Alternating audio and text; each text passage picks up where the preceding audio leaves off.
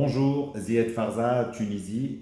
Je suis consultant au niveau d'un cabinet qui gère essentiellement les sociétés étrangères installées en Tunisie. Qu'est-ce qu'il en est de la gestion de cette pandémie en Tunisie? Eh bien, aujourd'hui, la Tunisie dénombre 918 cas confirmés pour 190 guérisons et malheureusement 38 décès. Il faut dire que ces chiffres sont particulièrement bons par rapport à ce que nous voyons dans d'autres pays et même dans les pays de la zone, mais il faut aussi le relativiser puisque on a un nombre relativement limité de dépistages à ce jour. Mais c'est vrai que la tendance générale est excellente et cela parce qu'elle a été gérée très tôt et de manière très stricte. En effet, à partir du 23 mars, tout le monde a été confiné et le confinement a été doublé d'un couvre-feu qui s'est allé de 18 heures à 6 heures. On était tous, sauf exception autorisée, confinés à la maison avec obligation de limiter nos déplacements à un périmètre extrêmement proche pour nous ravitailler en produits alimentaires, en médicaments pour aller voir un médecin, ou alors pour réellement des nécessités vitales. Euh, Par contre, comme je vous disais, il y a d'autres secteurs qui avaient été autorisés dès le départ à continuer leur activité. Donc là, je parle des secteurs stratégiques tels que la santé, tels que le secteur bancaire, tel que le secteur alimentaire et donc le ravitaillement alimentaire qui a continué à se faire aussi bien sur des petits points de vente que sur des points de vente plus importants, que bien évidemment les assurances, l'administration et la sécurité. Euh, Aujourd'hui, les règles de confinement ont été de manière assez générale très suivies un peu partout en Tunisie. C'est-à-dire que la police a joué un rôle très important de contrôle et aussi de supervision qui a beaucoup limité les déplacements des gens et surtout la propagation du virus. Donc on se faisait arrêter, on devait réellement expliquer le pourquoi on devait se déplacer, surtout si on sortait de notre zone d'habitation. On n'a pas de papier, on n'a pas de documents à montrer aux policiers pour justifier des déplacements personnels dans notre zone d'habitation. Si on dépassait cette zone d'habitation, on se devait d'obtenir une autorisation, le poste de police le plus proche qui devait donc être demandé et qui était octroyé si réellement il y avait un vrai besoin de déplacement, surtout si ça se faisait d'un gouvernorat à l'autre.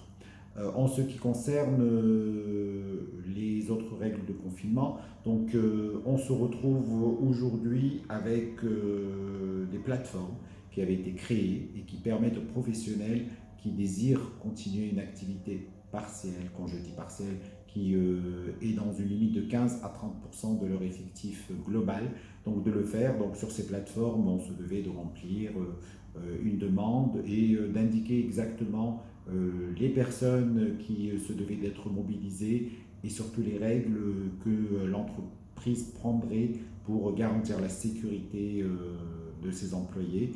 Un grand nombre de sociétés en ont bénéficié, on en dénombre à peu près 20 000 sociétés qui ont obtenu cette reprise partielle de leur activité immédiatement à partir du 24 mars, donc immédiatement à partir de la première période de confinement.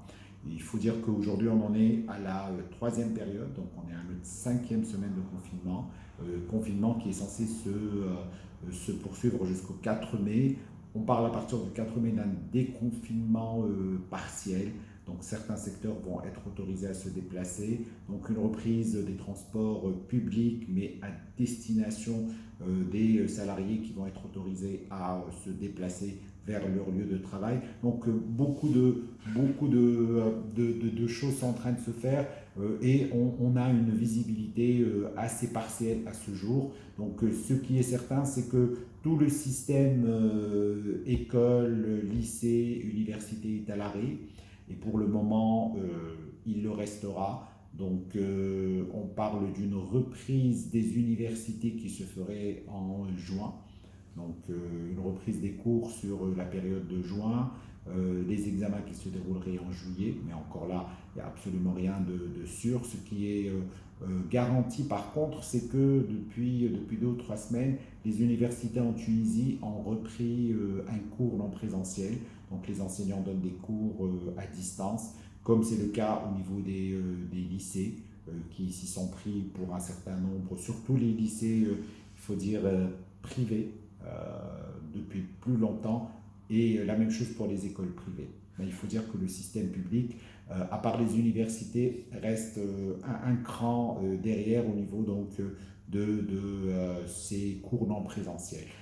Hier, le syndicat de l'enseignement supérieur a sorti un communiqué établissant qu'il n'y aura pas de reprise de cours, à part pour les classes de baccalauréat et de la 9e, donc, où il y a un concours national. Pour tous les autres niveaux, donc l'année scolaire est finie et il y aura uniquement un passage sur la base des notes qui avaient été obtenues jusque-là par les élèves. Bien que ça, c'est quelque chose qui encore est disons, à apprendre avec beaucoup de réserve. Le Premier ministre, le chef de gouvernement, avait annoncé par contre que le 29 avril, il y aurait des annonces très claires par rapport à ce qu'il en est au niveau de la reprise donc, de l'enseignement en Tunisie. Qu'est-ce qui reprendrait, qu'est-ce qui ne reprendrait pas. Donc on reste, c'est vrai, sur beaucoup de points d'interrogation à ce jour et des réponses, mais qui vont arriver dans les jours qui suivent. Il faut dire aussi qu'à partir d'aujourd'hui, on rentre dans une période particulière au niveau de l'année qui est le mois de Ramadan. Donc à partir donc, d'aujourd'hui et pour un mois, les Tunisiens vivent à un rythme qui a toujours été un rythme normal et festif, puisque le mois de Ramadan est un mois où en général on se déplace beaucoup, on va manger chez les uns et chez les autres pour la rupture du jeûne. Après la rupture, donc les gens se déplacent beaucoup pour aller au magasin, pour aller dans les mosquées, pour aller dans les cafés. Et là, il y a eu un allègement des horaires de non-déplacement, puisque le couvre-feu a été décalé, donc il ne couvre plus que la période 20h, 6h, mais avec encore une fois interdiction générale d'attroupement, d'ouverture de café, de se rendre dans les mosquées, de se rendre dans les magasins. Donc ça va être un mois de Ramadan un peu particulier au niveau de cette année-là. Comment on vit ça? Eh bien, écoutez, on le vit comme un peu tout le monde. On le vit au début dans la peur et dans la crainte, puisqu'on ne comprenait pas ce qui se passait. Et on n'arrivait pas à concevoir qu'on puisse être confiné pour de si longues périodes. Après, on l'a vécu comme étant une obligation et que c'est la seule porte de sortie qui nous est offerte pour dépasser cette période avec le moins de dégâts possible. Aujourd'hui, on le vit toujours dans cet esprit, mais avec beaucoup d'interrogations par rapport aux répercussions sociales. Euh, Avant les répercussions économiques, bien que les deux sont très fortement liés, mais qu'est-ce qu'il en est aujourd'hui de beaucoup de catégories sociales qui vivaient au jour le jour, qui vivaient de leur travail du quotidien, qui n'ont pas de garantie de revenus, qui n'ont pas de sécurité sociale et qui aujourd'hui se retrouvent depuis 5 semaines déjà en arrêt de travail. Donc des mesures ont commencé à être prises par l'État. Une allocation de 200 dinars va être servie aux employés des sociétés qui ne seront pas dans la capacité de les payer intégralement. Les entreprises ont été autorisées aussi sur le mois d'avril à se servir des congés payés jusqu'à la fin de l'année, à se servir des primes de rendement, des 13e, donc de tout ce qui est rémunération devant être servi d'ici la fin de l'année aux salariés pour pouvoir leur assurer le salaire du mois d'avril. Donc déduction faite bien évidemment des 200 dinars qui vont être servis à l'État. Une plateforme a été faite dans ce sens. Les entreprises sont en train de s'atteler à remplir les demandes. Pour le moment, on n'a pas réellement de visibilité sur le pourcentage d'obtention, de non-obtention donc de cette allocation. Mais ce qui est certain, c'est que l'impact va être très important, comme pour un peu tous les pays. Donc sur des métiers comme les nôtres, qui sont des métiers de conseil, on constate réellement un quasi-arrêt de l'activité. Donc aujourd'hui, à part les activités récurrentes, donc d'assistance comptable, de gestion de la paye et de conseils par rapport à toutes les nouveautés qui sont en train d'apparaître au niveau donc, de la gestion de la crise. Il y a très peu de demandes, il y a très peu de nouvelles demandes qui arrivent sur nos ordinateurs. C'est vrai aussi que c'est une période où il y a beaucoup de questionnements, beaucoup d'interrogations, et c'est une période aussi au cours de laquelle on a appris que nos métiers se devaient d'être moins présentiels, d'être plus à distance. Et c'est vrai, c'est ce qui nous a sauvés, nous, en tant que cabinet. On était déjà préparés au télétravail, donc on a pu presque sans aucun arrêt et aucune cassure continuer normalement à être liés à nos bureaux, à organiser des réunions non présentielles avec nos clients et nos collaborateurs. Mais c'est vrai que tout ça reste dans une certaine limite d'activité et la réduction d'activité est très importante. Bien évidemment, elle n'est pas au même niveau que certaines activités qui sont carrément à l'arrêt. Certaines activités, surtout industrielles, commerciales, aussi je pense aux petits métiers, aux artisans, aux cafetiers, à toutes les activités de proximité, puisqu'il faut aussi voir qu'en Tunisie, une grande partie de ces activités-là se faisait à travers le secteur informel. Donc tous ces secteurs sont aujourd'hui à l'arrêt, il n'y a plus d'importation, il n'y a plus de demande aussi, hein, puisque les personnes ne sont plus capables de se déplacer jusqu'à ces lieux de vente. Donc on a une situation de blocage avec des répercussions qui vont, à mon avis, être extrêmement violentes d'ici la fin du déconfinement. On nous parle d'un déconfinement partiel qui va se faire à partir du 5 mai. Mais bon, il faut dire aussi que le mois de Ramadan finit aux alentours du 23, du 24 mai, donc il n'y aura probablement pas de déconfinement important jusqu'à l'Aïd, donc au-delà du 25-26 mai. À partir de là, il y aura réellement un retour vers une quasi-normalité ou une normalité progressive, donc les gens vont réapprendre à vivre. Aujourd'hui, bien évidemment, la Tunisie s'est lancée dans la recherche de masques, elle s'est lancée dans la production de masques, elle s'est lancée dans la production massive de gel. On a aussi appris que c'est dans la douleur, malheureusement, que beaucoup de vocations se créent. Donc les jeunes, aujourd'hui, se montrent extrêmement innovants, donc beaucoup de bonne volonté. La société civile a, comme d'habitude, pris le relais. Donc énormément de collectes se sont organisées, beaucoup de bénévolat, beaucoup d'entraide, énormément de bonne volonté collective ont permis de sauver des familles dans le besoin. Il faut dire aussi que la Tunisie a des moyens limités, donc l'État ne peut pas pallier à toutes les situations. La société civile aujourd'hui est là pour le faire et elle le fait admirablement bien. Comme je vous disais, un mois particulier qui est le mois de Ramadan, donc c'est un mois où il va aussi falloir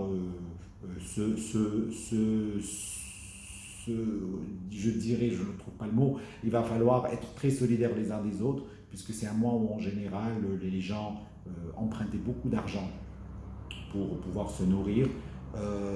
Cette année, il ne sera pas question, puisque les employeurs sont à l'arrêt, puisque les banques elles-mêmes ne vont plus avoir la liquidité nécessaire. Il faut dire qu'une des mesures qui avait été donnée ou demandée par l'État et acceptée par la Banque centrale, il y a eu donc une suspension des remboursements des crédits, que ce soit pour les personnes physiques et même pour les sociétés qui le désiraient, mais systématique pour les personnes physiques de 3 à 6 mois. Donc ça a permis à beaucoup de familles de respirer, mais par ailleurs, je veux dire, le coût de la vie, le coût du budget alimentation aujourd'hui a complètement explosé, puisque les gens sont confinés chez eux, et ça je pense que c'est assez général. Mais comme je disais, cette période a permis aussi l'éclosion de beaucoup de nouveaux métiers, puisque en Tunisie on n'avait pas beaucoup l'habitude de nous faire livrer je veux dire, les produits de consommation courante. Aujourd'hui, énormément d'enseignes s'y sont mises, énormément de services privés, de livraison à domicile se sont organisés. Donc je pense que c'est une période au cours de laquelle il va y avoir aussi une redistribution un peu des cartes. et une vision différente de notre mode de vie et de notre mode de consommation. Les espoirs, écoutez, les espoirs sont nombreux et sont multiples, qu'on arrive à traverser cette période tous en bonne santé, qu'on arrive à la traverser sans heurts sociaux, puisque à partir du moment où il va y avoir des gens qui vont être privés de leur salaire pour de longues périodes, on ne peut pas savoir comment tout cela peut évoluer. La reprise économique, oui, mais ça dépendra aussi d'une reprise générale, puisque nous, on est un pays tributaire aussi de nos partenaires commerciaux, donc de leur reprise et de la vitalité qu'ils vont récupérer plus ou moins rapidement. Une saison touristique qui semble être très fortement compromise, ça aussi c'est un autre facteur qui va rendre la situation économique très difficile, puisque le tourisme représente un des principaux secteurs pourvoyeurs de devises et pourvoyeurs d'emplois. Donc pour le moment, on ne sait pas et on ne peut même pas anticiper comment va se gérer cette saison touristique. On ne sait pas non plus comment vont se gérer les rentrées universitaires, le déconfinement. On a beaucoup de questions et beaucoup d'interrogations. Ce qui est sûr, on attend le 29 avril les décisions du chef du gouvernement par rapport à un retour des écoles et des universités et des lycées, bien que, comme je vous le disais, hier, le syndicat avait décrété la fin de l'année scolaire, donc pour tout ce qui est primaire et tout ce qui est secondaire. Mais bon, c'est une décision qui est encore à prendre avec beaucoup de réserve. Euh, comme tout un chacun, honnêtement, aujourd'hui, on se dit qu'il faut qu'on traverse cette crise tous en bonne santé, que l'économie est un éternel recommencement, ce qu'on n'a pas pu faire au cours de ces périodes, on le fera par la suite, mais sûrement sur d'autres bases et avec de nouveaux critères, puisque on va être marqué malheureusement dans nos chairs et aussi dans notre manière de vivre et de concevoir nos métiers. Donc on partira le jour où tout cela sera derrière nous sur des raisonnements à mon avis beaucoup plus concrets, parce que pour le moment on se lance un peu dans des suppositions, mais on reprendra sur des bases beaucoup plus concrètes le jour où on saura quelle a été l'étendue de cette pandémie sur un plan humain, sur un plan économique et social, et quelles sont les voies de sortie qui s'offrent.